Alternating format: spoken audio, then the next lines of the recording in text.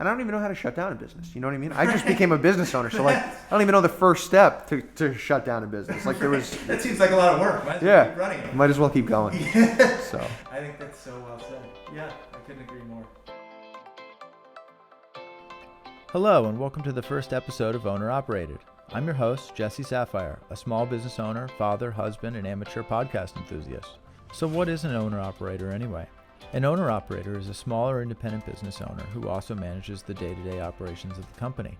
Join me weekly as I interview a new owner-operator to chat about his or her business and the experiences and lessons learned while managing it. Through these discussions, I hope to open our listeners to an untapped world I find equally fascinating, endearing, inspirational, and at times amusing. I hope you will too. In this inaugural episode, I sit down in a very squeaky chair, sorry about that, with Zach Chasky, the owner of Midtown Lumber, an awesome lumber company located in the heart of New York City that serves the lumber needs of dads who need shelving and development corporations that build skyscrapers. And yes, they can custom cut on site to spec. This episode is brought to you in part by ABG Print. Yeah, that's my company. A commercial digital printing company in NYC. And yep, you guessed it, it's also brought to you by Midtown Lumber, custom cut wood for pickup or delivery in New York City since 1962.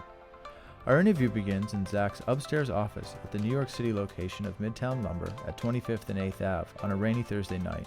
We spoke through N95 masks, socially distant, but close in spirit, as we covered topics ranging from why a 2x4 isn't actually 2 inches thick by 4 inches wide, and why the arrival of the big box hardware chain next door was a welcome opportunity. Again, I'm sorry about the chair, and thank you for listening.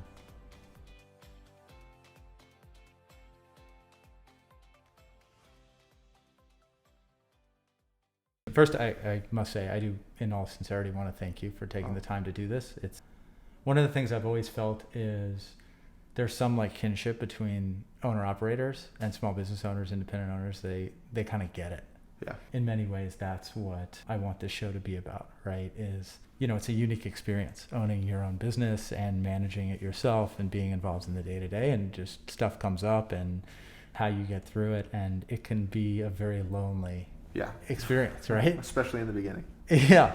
So first off, let's talk about who you are. You're Zach. Sure. Owner, managing partner, it says on LinkedIn, of Midtown Lumber, which is in New York City on 25th and 8th.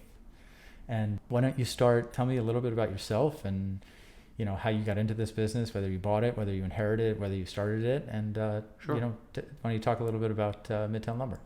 So I started working here when I was 19 years old, and I'm now 34. I've only owned the business for the past 4 years, so I worked for the previous owner for 12 years about, and he got injured and decided that he didn't want to do it anymore.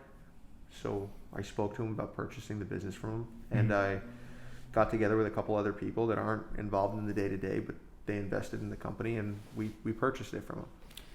Did he get injured at the company? Yeah, he got no. injured working here. A wagon filled with material fell on him, and he broke his leg pretty bad. Oh my God. Yeah. And was he one of the investors, or he sold everything? No, he sold it completely. He did own the building, so we paid him rent Uh-huh. on top of purchasing the business from him. Uh-huh. And he recently sold the building. That's a wild story. Yeah. No foul play though, right? As far as what? Yeah, we got hurt. We on the didn't job. hurt him. Yeah, No. I was gonna say. No. Yeah, no, it doesn't. And so before that, you were at a company called Splinter Company. Is that now part of this? Splinter Factory was another company that we had that was separate from Midtown Lumber, but kind of went hand in hand because we sell lumber here, and then that company was building furniture for people. So Got it was kind of like a fabrication side of Midtown Lumber that was Okay. separate. Oh, it makes a ton of sense. So why don't we talk about that for a little bit? So Sure. Midtown Lumber, who do you sell to? Who's your typical client? Well, it's changed drastically. Originally, we did a lot of work with contractors and management companies and homeowners and do-it-yourselfers. But since the pandemic hit, we've really shifted to a lot of homeowners. I mean, the majority of our business has been homeowners looking for desks in their home for their new workspace, or something to set up a play area for their children.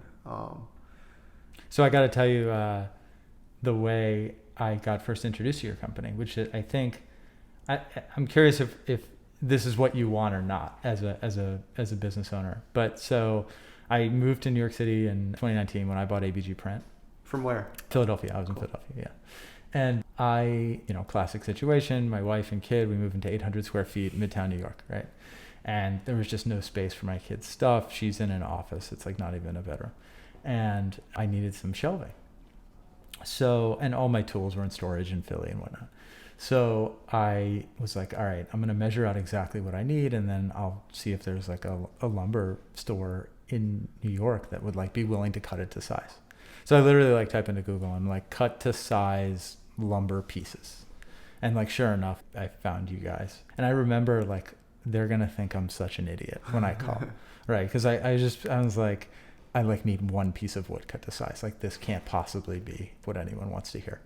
But it was actually pretty amazing. I mean, you guys were super friendly, and we explained that I said, I need something 3/4 inches by 9 1/4.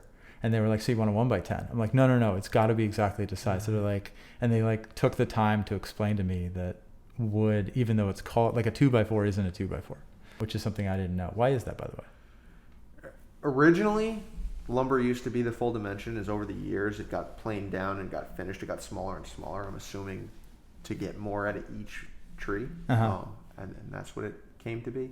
And also it does start as 1 inch by 10 inch when you get the raw board, but once it gets planed, they leave all that room so that it's got it finished at that size. Nice. So anyway, so he's like, yes, that's the perfect size. Just Yeah. it looks like one cut is totally easy. Just come in and grab it. Yeah. So I did, and it fit perfectly, and everything worked out. So what we talk about a lot here, because it does get frustrating sometimes explaining the same thing over and over again, and people don't understand it, but there are things that we don't know about, right? So like we try to put ourselves in that situation. Like if we're going to buy a car, we don't know everything about cars. Right. So we're expecting somebody to explain it and give us a pleasant experience. So we try to do the same thing and remember that like, okay, we're really good at this. This is what we do all day long, but other people don't do this all day long. And it makes it a lot easier to be patient. Yeah, I can totally understand that. And you tell the difference right away when you talk to people, because especially in New York, there's like this attitude of like, don't waste my time. Yeah. Whether you're ordering soup or like looking for printing or lumber or whatever it is. But certainly we've seen this in the print industry that the level of sophistication of the buyer, well, let's just say it hasn't gone up. Okay. I don't know if you see that on the lumber side. Like for example, like when a contractor orders, you expect them to know what they're talking about. Honestly, it's a lot easier to deal with homeowners sometimes than contractors. There's a lot less attitude, and there's a lot more. It can be a much friendlier experience. And contractors are under a lot more pressure. They're doing it for somebody else that's yelling at them to get the job done, whereas the homeowner's doing it for themselves, and they have time, and it could be a lot more pleasant. The orders are a lot smaller, but it's a more pleasant experience sometimes. Right. It's a service business versus a product business. Yeah. Yeah, we see that a lot too, right? Where we want the customers that see it as a service, because the customers that see it as a product, like you're a commodity. Yeah. Right. I think about, so you're right next to a big box hardware company. Yeah. Right. What's it like to compete with, a national chain like that? It's great. So I don't remember what year Home Depot moved in. I don't know if I'm allowed to say that, but oh, of course you can. I wasn't going to bring them up because I didn't want to give them any free ads. No, that's fine. I don't remember what year it was, but I remember working here and everybody was freaking out. Oh, Home Depot's coming in. They're going to put you out of business, this and that. And I wasn't really that worried about it. We don't compete on price. You know what I mean? Like we're not completely overpriced, but we're not looking to compete with Home Depot on price. We're looking to compete with them on is service and knowledge. And it's not something they're known for. So it's pretty easy to separate yourself from that. So, they moved in, and within the first week I went over there and I introduced myself to the manager in the lumber department. I said, hey, look, we're right around the corner. This is what we do. It's different from what you do. I don't think we're really going to compete. And I made a bunch of flyers and I brought them donuts, and we get 10 to 12 referrals from Home Depot a day where they're sending their customers. A day? Yeah. And oh my God. They're spending millions and millions of dollars on advertising, so we're kind of benefiting from that in a way. And in return, we send people to Home Depot for things that we don't have, and it's a pretty good relationship. And when they're coming to you, is it because, so for example, you can cut wood to spec here, and is that something they can't do there? That's something that they don't do. Got and it. That's the majority of what we get from them. Or lumber that they have a small lumber section in Manhattan. How does lumber work in terms of the supply chain? Do you have like one supplier of wood? Do you have several mills that supply to you? There's several different mills based on the different products. Like we buy hardwoods from a couple different mills. We buy plywood from another mill. Domestic plywood comes from a different mill than imported plywood. Hardware comes from completely different distributor.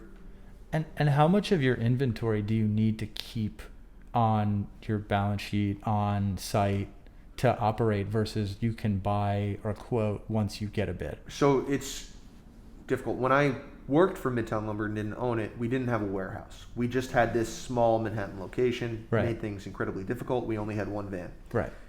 Since I purchased it, now we have 2 vans, a flatbed, and a warehouse in Jersey City, and a forklift, which makes things much easier for us to do the larger orders. Which didn't really answer your question. But in the Manhattan store, we have enough to get through a few days most of the time, sometimes not even. In our Jersey City location, we have a lot more material. It actually allowed us to purchase a lot better and be a lot more competitive for our customers. Now that we're getting it for a better price, we can sell it for a better price.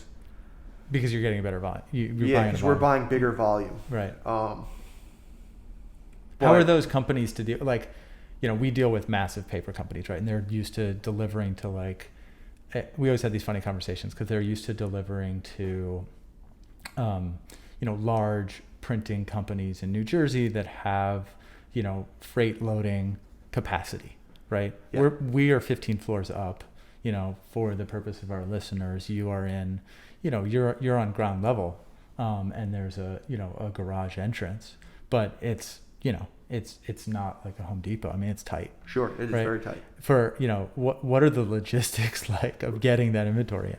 It's very difficult. Everything's done by hand in this location, which is a lot different than our warehouse. In our warehouse, we'll receive a delivery. It's all unloaded with a forklift. It's all loaded on a flatbed truck with a forklift. So for those bigger jobs, we can be a lot more competitive because there's a lot less labor. Got it. Here, it's hard. You're bringing in a few hundred sheets of plywood a day, and then a few hundred sheets are going out. It's a lot of labor. And how you seem like a pretty numbers oriented guy. How are you able to price that expense and cost into the jobs as you think about that? Like, how do you even begin to think about that? You know what your competitors are selling it for. You know the service that you're providing and how much better it is than your competitors. And you figure out that sweet spot where you can be. Got it. Because there's a value to everything that we do, right? Like, yeah. Contractors can buy lumber from Home Depot, and a lot of times they're not even more competitive than we are, because there are certain items that we buy really well, and there are certain times that we're priced really well, right? Because we're buying much smaller quantities than Home Depot, and the lumber market's constantly changing. So let's say, cost of a sheet of plywood, and this is not what it is, just an example, is $10. Sure. And Home Depot buys, 100 rail cars, which is a tremendous amount, and they don't move it as quickly as they think, but then the market drops and they're paying $5. Well, I'm buying smaller quantities, so I'm buying that new inventory at $5, and I'm able to sell it more competitively than they are because I'm not sitting in as much old stock. Got it. So I don't have as much upside as they do, right? Because if the market changes, they're selling it for a lot more, but I also don't have the downside. So there are certain times that I'm going to be way more competitive than the bigger guys. Right. For example, if prices are falling. Yeah, right. If prices are falling, because I'm getting that new inventory because I don't sit on as much stock, where they can't sell it because they're sitting on old stock that costs a lot more money. Got it. That's really interesting. So it makes me really competitive and flexible. But sometimes, if the market changes and it goes up, I'll be more expensive because I don't have that old stock that I can make more money on. Got it. And so tell me, a little bit more about, the functionality of operating a lumber company in the middle of New York City. What are the challenges? The challenge is Bill de Blasio. He's the biggest challenge. If I could say that, he's terrible. I mean, you're more than welcome to say that. What he's done with parking tickets is outrageous. It hurt our business more than COVID. And that's to your customers or to your store? Us. We have 3 trucks that are in front of the store all day, and they just whack us with ticket after ticket after ticket. And under Bloomberg, we had this fleet program where most of our tickets were dismissed to $0. Yeah. Because we had multiple vehicles and we were generating sales tax in New York City, and payroll tax and all these other things. Well, de Blasio didn't care. He got rid of it. Yeah. So now they're reduced, but we're paying a lot of money in tickets every month. Got it.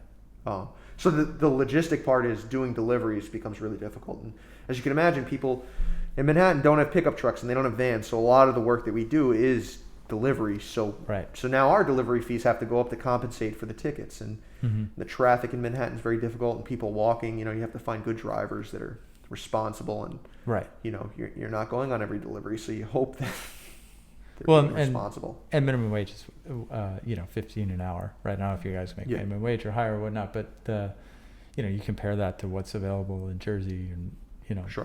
What is minimum wage lower in New Jersey, or? I think it is. We'll have to look it up, but I'm pretty sure it is. And so minimum wage in New Jersey is $10 an hour. It's $15 in New York City. To say nothing of the fact that there's just so much less headaches in terms of spacing. Sure.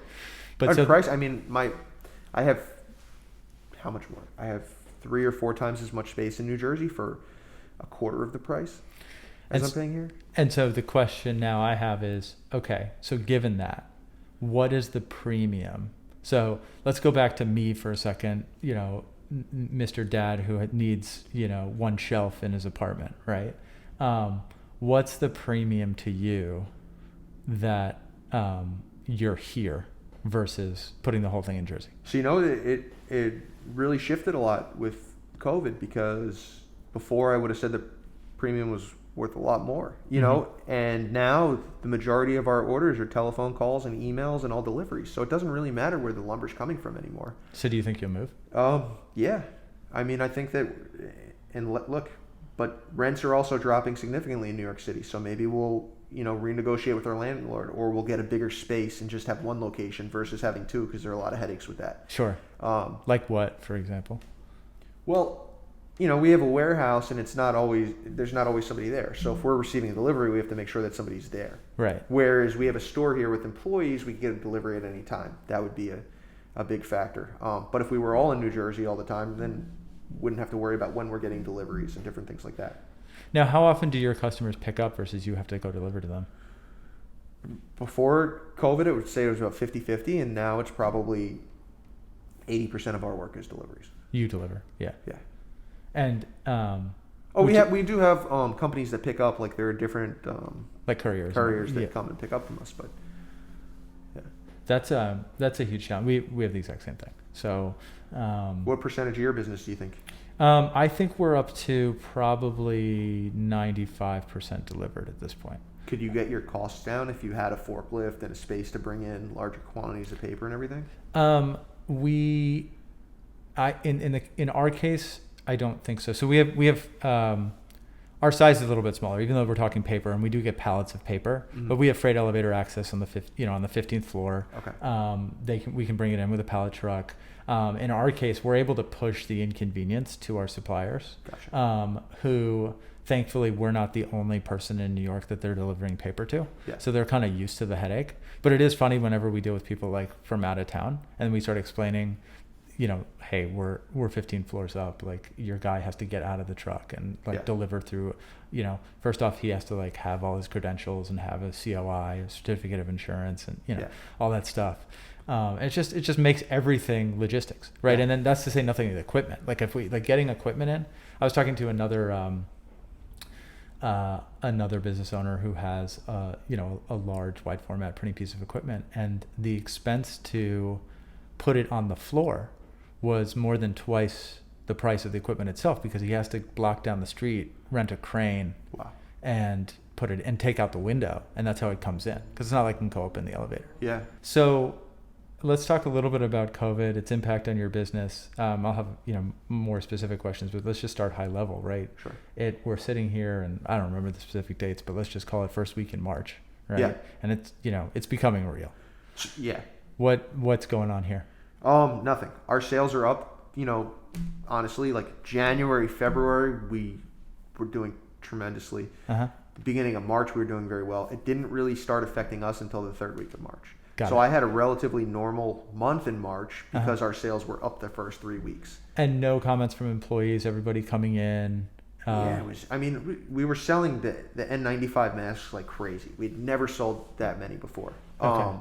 So you were already a distributor of those masks. Yeah, we've been selling them for years. That's a huge win. Yeah. And so did you notice any constraints on inventory?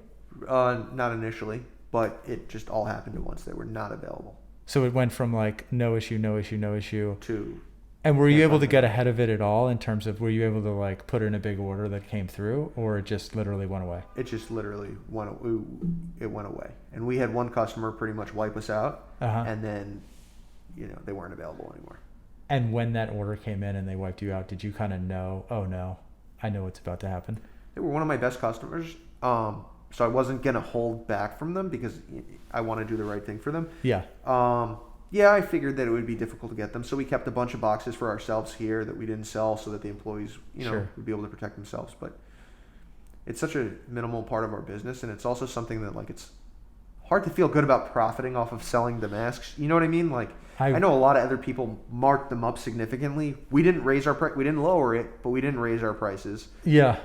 We just kept them the same. It's the same kind of thing with all the plywood that's been sold. We sold so much plywood since the rioting has been going I was on. going to go there. And it's hard to feel good about it. It's not it's not something you like to make money off of. But at the same time, you're like, oh, thank God we're able to make money on something because our sales are so down in so many other categories. Right. I mean, it's not exciting to be in the boarding up stores business. Yeah. But at the same time, they're going to buy it from someone. They're going to buy it from someone. Yeah. And without that increase in sales, the decrease that we had in other places, we'd be out of business. Yeah. And so once we go full on COVID, what was the message? Are you essential? Yes, we were essential. Got we it. didn't close for a single day. Mm-hmm. We did close the gate and didn't allow customers to come in for a few months. Right. While we were kind of figuring everything out. We would bring stuff out to the curb. We were still doing deliveries. We did deliveries to the Javits Center, to the, what was it? It was Homeland Security. They were buying and setting up that whole Overflow Hospital. Overflow Hospital, yeah. Yeah, that's right. By where I live. Yeah, we did a bunch of work with them. Got it. But yeah, it was a different city. I grew up in New York. I'm 34 years old, and I've never seen anything like this.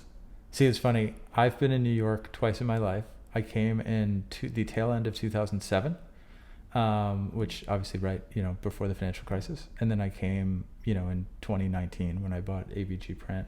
And so this is like the New York I know. Yeah. Obviously, each is a little different. But the down and out New York is like the New York I know. Yeah. So I was working here in 2007, 2008, and our sales were definitely down, but nothing like this. I mean, no, this is insane. April, we did 1/10 of what we normally do. Yeah, no, exactly. And it's funny. I remember I had a lamination machine go down. And so at this point I had basically all my employees out except for one to do, jobs that day. And I had a machine break and I had a customer that needed a project that required it.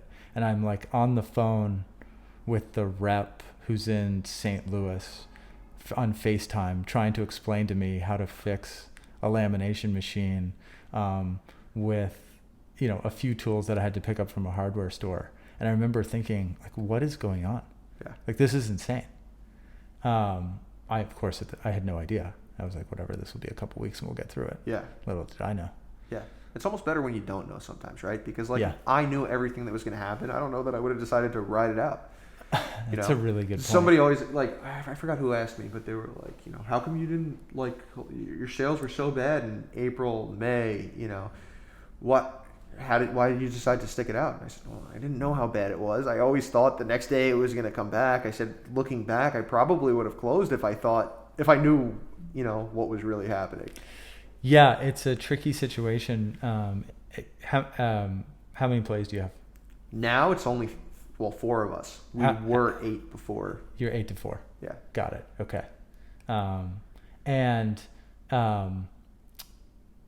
What, in my case, it's funny you mentioned about shutting down versus keep going. I never thought of that as an option, and thank God. Yeah. Right? Because, otherwise getting kicked in the teeth every day is no fun. Yeah. Right? But if you don't know any other way, yeah, right, it kind of makes it a little bit easier. And I don't even know how to shut down a business. You know what I mean? I just became a business owner, so like, I don't even know the first step to shut down a business. Like, That seems like a lot of work. Might as well keep running it. Might as well keep going. Yeah. So. I think that's so well said. Yeah, I couldn't agree more. But I'm assuming that it's kind of like the stock market, right? Like the longer you stay in and you ride out all the downs, those are the people that generally do pretty well. And I'm assuming it's the same with small businesses, right? Like the longer you're a small business, the better off you are each day because I'm, assuming that you're doing things to make tomorrow better. I think that's true. You've been at it longer than I have. So, but I think more knowledge base, right? You've seen more, right? I mean, like think about you and I are going to be better managers regardless of whether we make it through this or not. I mean, I think we'll both make it through, but, we'll, be better managers because of it. Yeah. There's definitely going to be some lessons learned. Maybe we can get into that in a minute. So, you cut the employees to kind of save some expenses. What else did you do to cut expenses or reduced inventory significantly? Mm-hmm. Took one of our vehicles off the road to cut the insurance. Commercial insurance is very expensive in New York. Okay. And for a few months, the landlord let us pay less in rent, not forgiving the rent, but gave us time to make up the rest. Like a deferred payment. Like a deferred payment. Yeah. And how did that conversation go with the landlord? I was embarrassed to ask. I don't like asking people for favors or for things. In my mind, I made an agreement with this person. It's not his fault. It's my responsibility to pay. And I told, it just came to a point where my customers weren't paying me, and I was getting down to, a number in the bank that I wasn't really comfortable with. And I called him and I said, is there anything that we could work out? And he asked me, did you apply for PPP? What have you done? And I told him everything. We did get a small PPP loan. It was not significant at all. That program was so weird. It was really weird. And the did you get it early? Yeah, I got it. I have a great relationship with the bank. I do too. And I got it before anybody I knew. And you know what? It's interesting that you mentioned that. We did too. And it hurt us because we didn't need the employees, right? You need the rent money. And you need the rent money, but you at that time when it was early, you only had 8 weeks to spend it. You didn't have 24. Yeah. And so you were kind of forced to pay labor. By the way, my labor was, my guys they wanted to be home. Yeah. Right. They were actually getting paid more. The $600 a week plus unemployment was more than their salary. Yeah. I didn't understand why they did that. It made absolutely no sense. Like I could understand giving somebody their full salary, but why would you pay somebody more money to stay home than you'd make it going to work? Right? Why should you benefit from a pandemic? It made no sense to me. Yeah. I mean, I think like anything, when you make hard and fast rules, and you have to make them quickly. I think one of the things that sometimes we think about is like, well, the people that make decisions are supposed to be experts. Yeah. And, I'm certainly no expert with regarding to making decisions at an event like this. And I think that's kind of true, Yeah. I'm not here defending like all the decisions government makes. I'm just simply saying, I think they had to make some hard and fast rules, and I think you win some, you lose some. But it was interesting because one of the issues we had, so you had a medical issue. We had for sure a supply chain issue, right? Because every company was going through the same thing we were. Yeah. I'm sure you saw. Did you have any mentioned masks? With the masks in the beginning, and then, as the pandemic progressed, we definitely started to see supply chain issues. Like pressure treated lumber just wasn't available.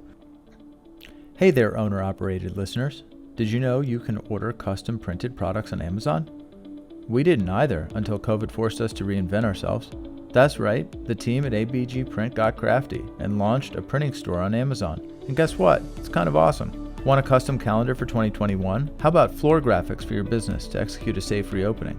Maybe custom printed envelopes or a slick retractable banner for a trade show? Flyers, postcards, wire-bound presentations? ABG Print can do all that and more. We've been around since 1992, always owner-operated, and always focusing on customer service to deliver your business great printed products quickly. Head on over to abgprint.com or check out our store on Amazon at amazon.com/abgprint. Use the promo code 10OWNEROP, that's 10OWNEROP, to get 10% off any custom posters. Need something ASAP? or have confidential printing needs for a deal?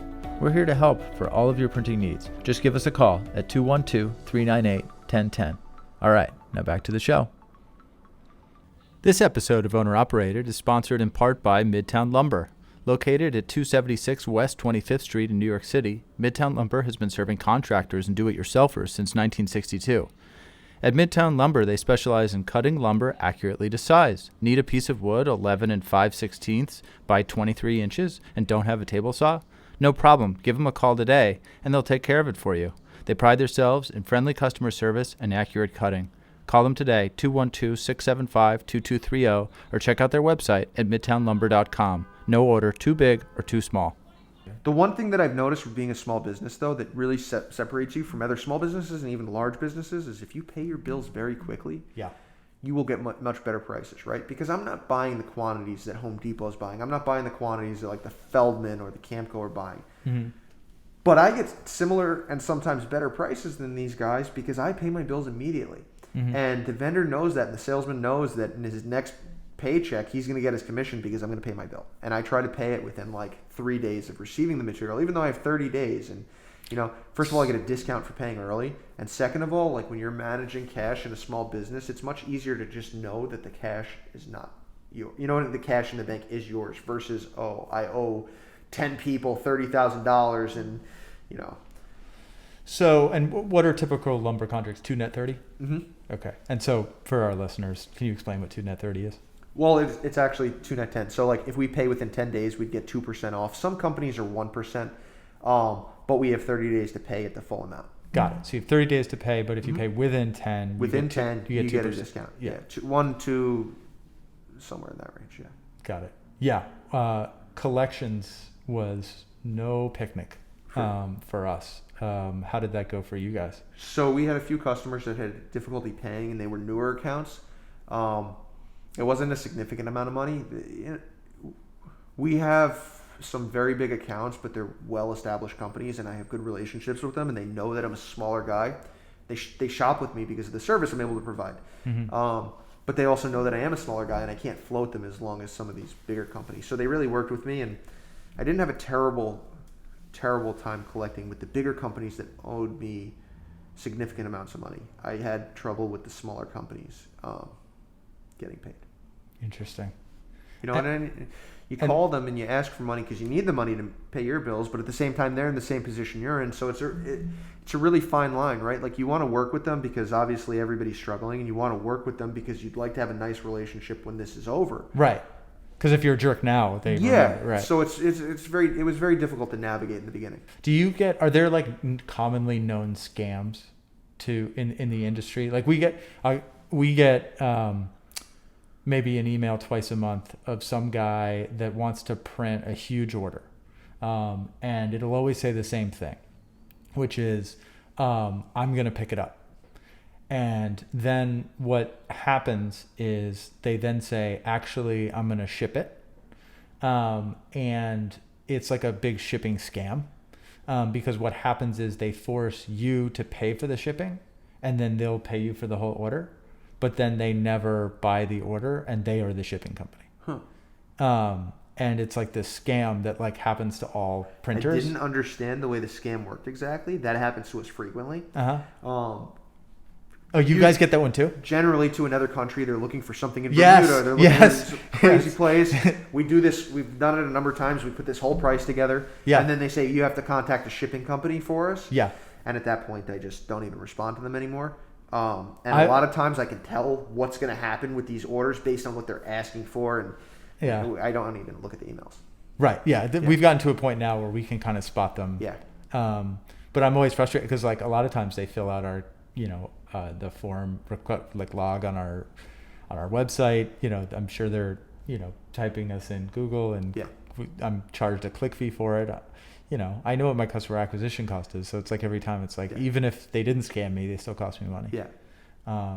It's frustrating. Yeah, well, I mean, more so the time that it took when I was pricing these jobs out in the beginning, because they're big jobs and you're calling multiple mills to get your customer the best price, and you're excited about it because you think it's going to be a new relationship that's going to be good for your business, and you put all this effort into it, and it's like, wow, I spent 4 hours on that, and this is a scam. Like, my time is worth something.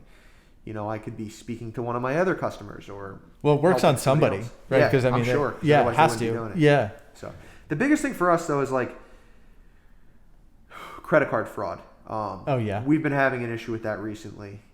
During the pandemic, we actually had a chargeback, and it was for a few $1,000s, but that hurts when you're not making money. Yeah. And the person got all the material, and we found out afterwards that it was a stolen credit card. Right. And for first-time buyers, for an order over $500, we require that they give us a picture of their driver's license and their credit card, and it's matching. Well, they made a fake driver's license that looked exact and a fake credit card, and they had the billing information and everything. It went through. There were no red flags. We did the delivery, and then, 4 weeks later, we got a chargeback, and it was fraud. We explained the whole situation to our bank, and they really did nothing to help us. I mean, I was very surprised. There's very little in the way of helping the merchant. I mean, yeah, no, almost always they side with the card holder. And I always say the same thing to my team, which is, you have to price it in, right? Because you're not going to get the help. Yeah. So that's incredible, the effort that they would go through. Yeah. So like, okay. For a few $1,000s. It's like, and I think a few $1,000s in lumber, which then they're going to resell for what, 50 cents on the dollar, maybe? Who even knows? But it's like these people are such geniuses in what they're doing. Like if they were to decide to do something legitimately, they'd be really wealthy. So I don't Right. understand why they're putting so much effort into being a fraud. Right, exactly. They could start a legitimate digital marketing Yeah. company and help all these small businesses, Yeah. right, and make more money. Yeah, that's interesting. And be able to sleep better at night, I'm assuming. I have no idea, but yeah, that's wild. So you had one such event. I've had multiple events. That was the most recent. It stands out the most because it was during reduced sales. Yes. Like significantly reduced sales. Seems like they always happen when you're hurt. Yeah. I've noticed that I'm not really a superstitious person, but I've really noticed at the office when I hear good news, I know it's coming in like threes or bunches. Yeah. And then the second someone comes with bad news, I don't even react because I know then it's the next three pieces of news are also going to be bad. Yeah. My employees have this like face they give me where they come into my office and I just know before they say anything. Like it's something like they know that, like I don't get angry. I don't yell. I don't know. Some managers are like that, but they just kind of give me this look and I don't even have to ask. So the biggest thing I learned for managing people is that not everybody wants the same thing. Right. And that took me a really long time to learn because I don't know what it was, but I thought everybody wanted what I want, and approach things the same way. And once I realized that everybody doesn't want the same thing that I want, and it became much easier to manage people. Yeah. So what do people want? It's all different. I mean, some people just want a really relaxed work environment and they Mm-hmm. don't want any pressure and they don't want any stress and they don't care about the money as much. Some people are really interested in making more money. Mm-hmm. Some people are interested in having power over other people. I mean, it's so different. Yeah, I definitely see that. One of the things. So I've owned the business for a better part of a year and a half, and it takes so much time to figure that out. Yeah. Like in your case, I would venture to say probably you are the expert at, like, more than any other employee about your business. We right? know, sure, about the overall business, but I would say that my driver knows more about doing deliveries than I do at this point. Mm-hmm. Dave, who works downstairs at the desk and deals with 99% of the customers, would know better about how to interact with customers and does a better job at that than I can. Mm-hmm. That was really difficult in the beginning because I was always like the superstar employee here and I was always the best at everything. And then, when you become a business owner, you have to learn to let that go. And it's not about you being the best anymore, right? It's about your team being the best. And allowing people to take on more responsibility and develop a different work style that works for them. Dave is much more patient with customers than I am, and he'll spend 5 hours with you for a $5 sale. And sometimes that's really difficult for me, right. As a business owner, but people love him and they come back and that $5 sale turns into a $100 sale and it turns into 10 people coming to the business. And, you just have to really find what your employee's good at and where they thrive and, and allow them to thrive. And that's so hard to teach. I mean, like, that's everything you want, right? Because he's driving at lifetime value for you, for keeping that account. Yeah. And you can't teach that. You can't teach that. And also when you take over a business and you're in debt in the beginning and things aren't going exactly the way that you planned, You know, you're not thinking about lifetime value. You're Tell me thinking about about like, did I at least cover my costs for today? Like, Right. you know, and then as time goes on and that shifts and you have more money in the bank and, you know, you have less debt and you have a bigger customer base and, this customer's not buying today, but now I have more customers than just that one. Things become more comfortable and you're able to look at things big picture versus, you know, I took over this business. It's the first time in my life I'm in debt and I didn't even cover my costs for the day. Like, that becomes kind of paralyzing. I remember, I mean, it's not long ago, but when I first bought ABG in June of 2019, I threw up every single morning for the first 8 weeks. And then one day I didn't. I didn't know when it would end. Yeah. And it wasn't like things weren't particularly rocky. I mean, like we actually got off to a pretty decent start, but I had like literally every morning I woke up and in the shower, I would just puke. Yeah. In my case, I was just trying to learn everything I possibly could, right? Because I was the dumbest one, right? I didn't know anything about the printing industry. Yeah. Right? And so, you know, I literally just met with everyone. And that's got to be scary, right? Because you're completely reliant on your employees. If they decide that Right. they don't want to do this, you're in trouble. Yeah, and what you learn is that if they're well coached and they're well managed, that they want to do. I mean, similar to you mentioned, you know, Dave does a great job. Yeah. Right. He doesn't do a great job because he knows how to do a great job. He does a great job because he wants to do a great job. Yeah. Because he likes working for you and he likes being here and, you know, it means something to him. Yeah. And that's what I just quickly realized is you just have to, you know, it has to mean something. Yeah. And you have to be able to convey that if Midtown Lumber wins, everybody wins. It's Right. not just, I'm not going out and I'm buying a Range Rover if we do well. Right. You know what I mean? I'm not that kind of person. Everybody will do well. And, you know, sometimes just giving a bonus once a year I found doesn't work very well because people forget about that as Sure. they go on. And then, you know, like giving bonuses if somebody does something really great, just one thing that you're really proud of and you want them to keep doing, you give them a bonus right away. Yeah. And it, you know, encourages them to do that really great thing again. Or, you know, what it was for us? Red Bull, subscription to on Amazon for Red Bull, and coffee. We got coffee back in the office because for whatever reason it wasn't there, and Red Bull.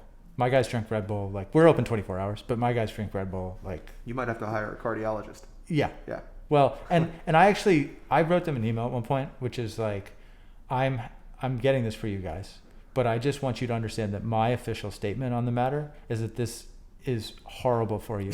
It's pickling your innards. Yeah. And if it were up to me, you'd only have one can a day. Yeah. But, you know, I'm not your mom, I'm not your dad. Yeah. And I know you want it. And I can't stand to watch you spend $4 at the 7-Eleven across the street. Yeah. I'm going to buy it in bulk and supply it to you for free. I'm just not going to let you waste your paychecks on it. Yeah. Well, that's. And I was but I hear you. My wife was giving me a hard time about it because she's like, you know, that's like, you're going to kill them. And Yeah. I said, well, you know, they're adults. And also, I can't watch them waste money on it. Yeah. But yeah, that did more for morale than the Christmas party and bonuses. Yeah. Yeah. So, Huge. and then another thing that makes me really excited is when people take on responsibilities without being asked to and try new things. That really gets me excited. So I try to reward people right away when they do that. Yeah, that's nice. It always feels really good when that happens. Yeah. So if you have the magic triangle, right, just to go over this of, you know, the classic magic triangle is cheap, good, and fast, and you cannot be all three. A great company can be really good at two. Yeah. But you know, where do you guys feel like you fit on the magic triangle? Good and fast. I don't feel like you could really ever build a sustainable business trying to be the cheapest. Right. Somebody's always going to come in and beat you. Right. Even if they're just trying to lose money. Like, there are times that Home Depot will open a location in a small town and sell stuff lower than cost just to put that competitor out of business because they can afford to do it because they have a stronger balance sheet. Right. And then once that competitor closes, then they raise their prices. Yeah. I mean, as a small business, it's very difficult to ever just compete on price. Look, you can't be outrageous and so much more expensive than somebody else, but if you're $2 more expensive on something, but you provide a better experience and you save somebody time or you add value and knowledge or being able to do some of the work for them, you're going to be okay. Yeah, I couldn't agree more. So, you know, I know your wife's in charge of it all. But getting back to the marketing, what would you say drives your leads right now? Is it Google? Is it searches on, is it, are you in the phone book? I mean, like what, is it partnerships? Is it this amazing set of donuts you gave to the people at Home Depot that give you 12 leads a day? So I would say the biggest thing is treating every customer like it's our last customer, right? Because we get a lot of referrals.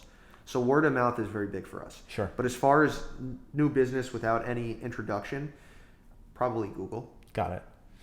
Yeah, I think you nailed, you said it in a very artful way. Let operations be your sales, right? In that if, the only piece to that I've found is, I don't know why it drives me crazy, but occasionally, we had it happen today, we'll have a customer who's been a customer with us for a while. We'll say, oh, hey, do you guys do? And then they ask us something that like, of course we do. And it drives me insane that I haven't done a good job educating them on everything I can possibly do for them. Yeah. Because here they, like the fact that they have to ask if I do something that I do and they've been my customer, it drives me absolutely off the wall. Yeah. So like, what do you and your team talk about to make sure that doesn't happen? Well, we're fixing it right now. I mean, and it's hard and it's not easy. The short answer is that we need to collect every single email of anyone that interacts with us in any way. And then we need to do a much better job on email marketing to them with on brand and, not like promotional, not, like spammy stuff. Just like, hey, here's everything we can do for you, right? And consistent follow-up, right? There's so often where someone comes to us for a job, gets a great result, and then we just decide we're never going to talk to you again until you call us, which is just like bonkers. I'm fixing it. Yeah. But it's not easy, right? Because you have to set up the mechanism. First off, you have to coach the team that's the process. Right. That I don't care. Because a lot of times we have people that have positive interactions with us that don't buy anything. Right. Yeah. Imagine like all the times, again, Dave has talked to someone and they may have not ended up buying something, but they still really enjoyed talking to Dave and really found his expertise valuable. Yeah. Right. That's an email. That's a customer that, and we have very similar situations, right? We'll advise people on certain things and, they may go with us, they may not. Sometimes we'll quote a job and they go with another offer, but we have to follow up with them. Right. And tell them all the other things we can do. Because maybe we did a quote on presentations and now they're looking for something that they don't even know that we do. And we want a chance to look at, get the look. Yeah. Building that is, it's not easy. But it's. So we have a form that we created, lost sales. Right. And I love it. It's just a few things for Dave. We had more people working here before the pandemic, but Dave is dealing with most of it. I love how, by the way, according to this podcast, Dave runs your business. Dave is incredible. Yeah. I mean, he is really great with all the customers. And Will, who does most of the deliveries, is incredible also. Uh-huh. I mean, we have reviews on Google about what a great driver Will is. And it's not very often, I think, that you actually get a driver to be named in a review. I mean, the two of them are really incredible, as well as my wife. And they just really go above and beyond for people. But as far as Dave, if we lose a sale, he'll write down the customer's name, their email, as much information as he can about them, the type of sale that it was, the total amount of the sale, and then the reason we lost the sale. Was it that we were too expensive? Was it that we didn't have it in stock? Was our lead time too long? Were we not able to do it? And at the end of the month, I'll go through all the lost sales and I'll see which one was the most common, and I'll try to fix that one problem. That's so smart. You know what I love about that?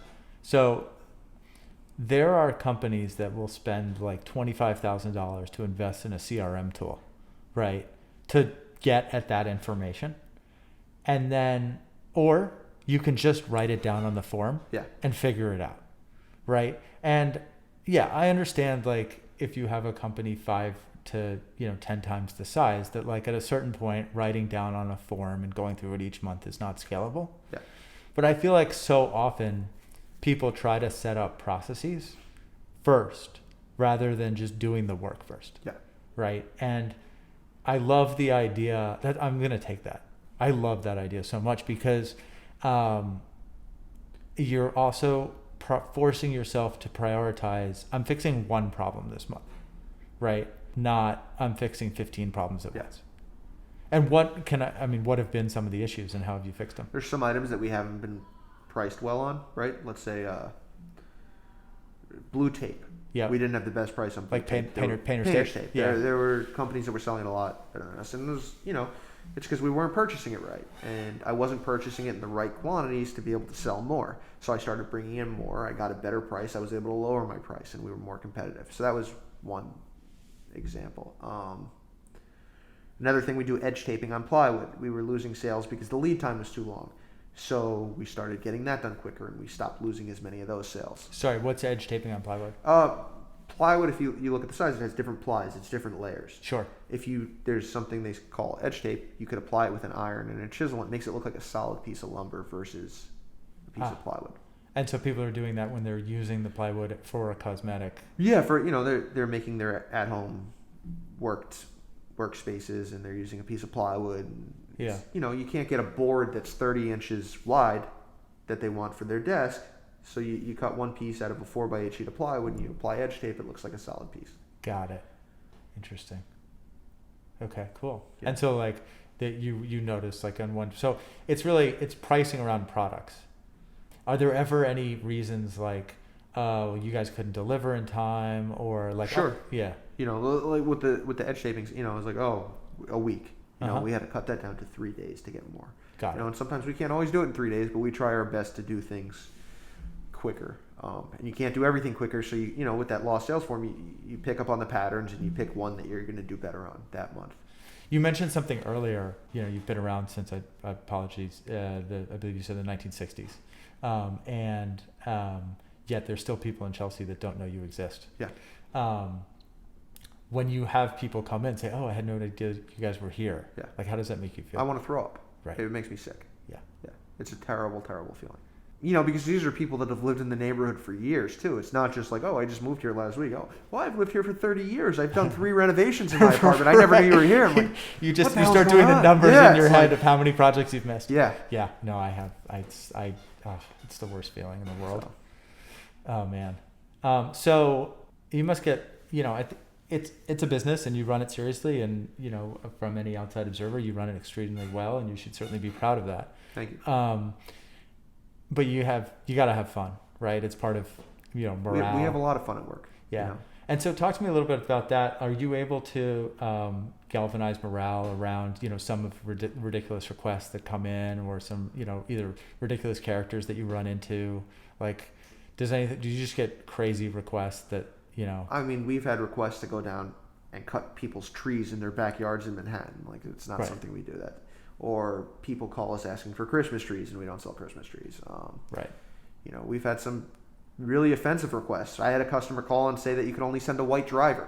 Like, are you kidding? No, it's like, it doesn't shock me, but it's just like insane. Yeah.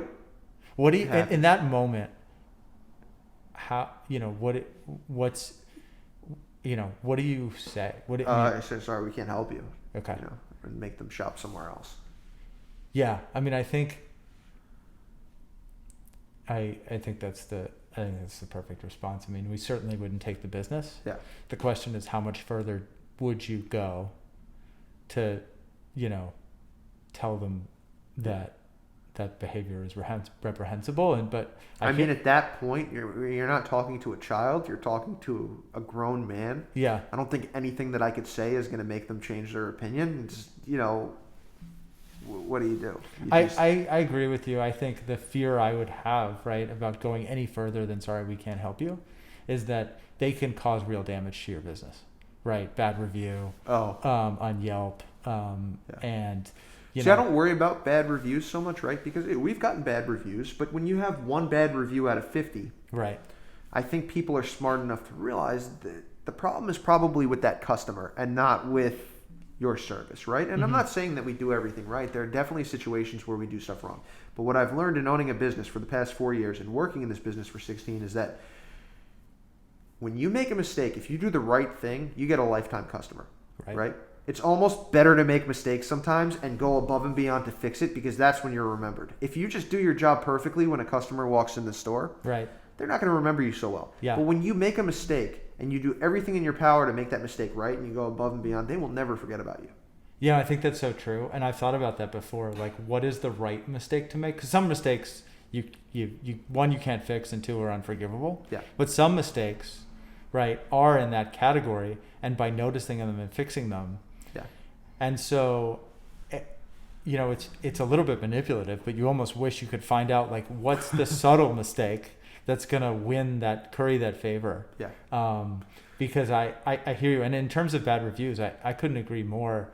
Once you've built up enough good ones, sometimes I think you can, your bad ones actually demonstrate to your customer that you are authentic, and that they can tell from the negative review that what you have to deal with. Yeah. And so it galvanizes like a spirit around your company rather than a negative mark.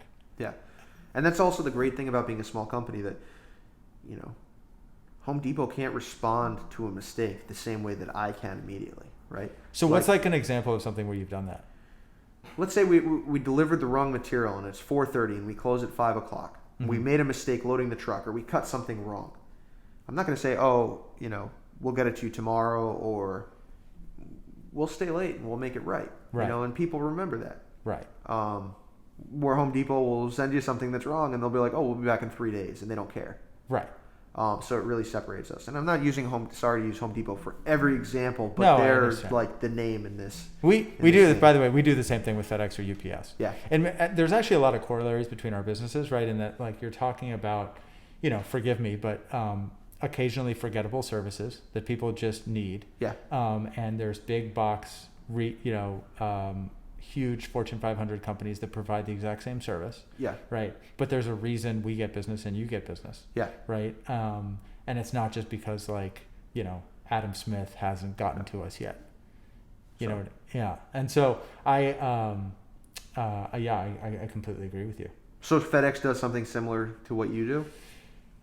Yeah, I mean, you can get wire-bound presentations from FedEx. I don't recommend it. Yeah. I think. I mean, when I've gone in the FedEx store, they're not friendly. They don't want to help. They don't explain anything. Right. It's not a pleasant experience. I'm sure it's much different when somebody were to call you. Yeah, I mean, like, I don't want to. I don't want to trash them. We're in a similar position where we actually go to some of those stores and say, hey, there's a lot of things that don't fit them. Yeah. Like, if you need absolute vanilla, they can probably give you vanilla, but they're gonna also charge you an arm and leg for it. Yeah. So we occasionally will go to those reps and also bring them some donuts and say, hey, like, just if you get someone that's like, you can't do the job, or you don't want to do the job, which is a big one for us, hey, we're right around the corner. Yeah. And we know that you send us some work and we appreciate it. Yeah. Now, we don't take walk-ins, but we just Okay. tell them, hey, just have them call us. Yeah. And it makes them look good. Like, we make Home Depot look good, right? Their goal at the end of the day is to help their customer. Right. And if it's not something they do, they want to send it to the best person that can do it. Right. And we happen to be that person, and we're in close proximity, so it makes it really, really easy. And so, how are you in terms of the future? Mm-hmm. Right now, sometimes it's hard to see the future in the midst of what we're going through. But what do you think is the future of Midtown Lumber? I'm not sure. I think that the future of Midtown Lumber is our ability to stay flexible. Right. Right. And with everything that's going on and everything shifting to email and phone call and delivery, we might not be in Manhattan a year from now. Mm-hmm. We might decide that we just want our presence to be in Manhattan and have a bigger space and be able not to have a warehouse in Jersey and have everything in one location, like I said before. It really depends on a lot of different factors. It depends on what the rents are going to be. A big portion of our business, we do a lot with the Javits Center for trade shows. If trade shows don't come back, we might have to refocus and think about other things. We do a lot of work. You with and I museums. we should team up. We do a lot of work. I mean, we certainly don't do anything on the lumber side, but Yeah. we do plenty of printing for those trade shows. Yeah. I I could definitely recommend you. We have. Yeah, people that we should do like a combined offering. Like, Yeah. you can get build your sets and your brochures. Yeah, we do museums. We do art galleries. We do a lot of work with, which that whole portion of the business is decimated. I'm definitely seeing some like cross marketing potential. That could work. Cool. Well, if you moved out of the city, would you still call it Midtown Lumber? You'd have to, right? I'd keep the name. Yeah, it's a great name, by the way. I mean, every piece of clothing I own says Midtown Lumber. I wouldn't be able to replace my wardrobe. That's so funny. We definitely have plenty of swag. I sometimes will wear a shirt at the office. I actually got shirts for the guys at the office, and I thought they were going to kind of react like, oh God, like I don't want to wear this. And I certainly didn't make it a requirement. I'll come in some days and like every one of them is wearing a shirt. Yeah. So my mom will be like, can you please wear a different shirt? Because for the past 16 years, we've been wearing the same shirt every day. And it just makes things so much easier. You don't have to think about what you're putting on. You just put on the same shirt every single day. It's one less decision to make. There you go. It's like Steve Jobs. It's you and Steve Jobs. Yeah. Yeah. Only big difference in how much money we have. Right. Well, one day. Yeah. On that topic, I do have a question for you, probably a final question, which is advice, right? I've no shortage of people give me advice, right? And I know when the sentence begins, you know what you should do, and it's not an owner operator. Like I like brace. Like I tend not to react negatively but in my head, I'm so like a really bracing. frustrating thing for me is that the previous owner of this business, never did anything when he owned it. And then all of a sudden when it was my business, well, you should do this and you should do that. And this is what's going on here? Like, right. Yeah. It's always easy to have the ideas. Yeah. Right? The execution's hard. So what, who have you gotten good advice from? My uncle has been incredible in giving me advice and being my mentor. And it's really just all about the basics. It really is. Like the whole business is all about the basics. But the most important thing I think I learned is anytime that I'm focusing just on making money, right, I'm not having fun, number one. Number two, I'm generally not making money and I'm making bad decisions. Right. But when I stop thinking about the money and I really start to think about like the value that I could add or how much fun I'm having doing something or how I could help one of my employees' lives or a customer's life, things generally go in the right direction, But they never do when it's just, I got to make this sale or it doesn't work out very well. What metrics do you look at? Either you for example, you mentioned the lost sales form, which I love. I'm totally going to copy. What metrics or figures do you look at week by week, day by day, month by month that really are important to you to run the business? Right? So there's certain customers I have really good relationships with, and I like to see that they're doing well too and they're purchasing a lot. Not just because I'm making money, but because I like interacting with them and I like seeing that they're doing well. Mm-hmm. Repeat business is really important to us. We're not looking to just make one sale. We want to have lifetime customers, obviously, because it's good for the business, but you also form great relationships with people. Right. Which metric is the most important to me? But those are some big ones. I mean, you mentioned repeat sales. Yeah. Right. And then you mentioned rather than focusing on all your sales, you look at a couple proxy customers, which tells you, gives you a decent indication of overall how the market's going for a particular category, and how they're doing specifically. Purchasing is a really important part of my business, and knowing what other people are paying, what I'm paying, finding new distributors, that's a really big metric. And how do you find out what other people are paying? I have friends that work in the industry, and I'll find out, where are you getting this from? What did you pay for this? Or different things like that. And I spent, cost of goods is my biggest expense every single year by far. I spend more money on material than I spend on any other category. Got it. So most of my time is dedicated to finding material for a better price and a better quality. Right. I think that's the biggest metric, right? The margin. Yeah. And you don't generally build a good business by raising prices. You do it by purchasing better. I think that's well said. I'm seeing we've had a lot of people, I think, try to make up for lost sales by raising prices, and it's just completely backfired. I mean, look, during the pandemic, we did this to get more business, but we also did it because we were sympathetic. We reduced delivery charges by more than 50%. Well, and I bet you it was easier to drive around the city. It was much easier. We got a lot more done. And probably less tickets. No, they were still giving tickets. That is so ridiculous. They were out full force. Because they probably needed to raise some revenue too. I don't know what his thought process is, but it almost seemed like you were better off breaking a window in New York City than you were trying to run a small business. You know what I mean? Like, you break a window, you're not going to jail, but all of a sudden you're trying to make money and do a delivery and you're getting a ticket. It was insane. Now you have a storefront, and it is street level, but it's not like you have a bunch of TVs up or whatnot. No, Did you have no issues? No issues. I think, and obviously I'm only 34 years old and this business has been here since 1962. Before I was born, I think that there was one break-in. But that's the only issue that we've ever had with something like that. Got it. Wow. Well, this was awesome. Yeah. Thank you very much. I really appreciate it. Okay, well, that wraps up our first episode. If you liked the first episode of Owner Operated, subscribe, review it, like it, and tell all your friends about us. Seriously, please do that. If you have feedback as to how we can improve or are an owner-operator who wants to be on the show, email us at feedback@owneroperated.net. That's feedback@owneroperated.net. I couldn't afford .com right now. Thanks for listening, and join us next week wherever podcasts are available as we sit down with Marilyn E. Moore, the CEO and founder of Elizabeth & Clark, a women's apparel brand that sells business pajamas. Yeah, you heard that right. Business PJs.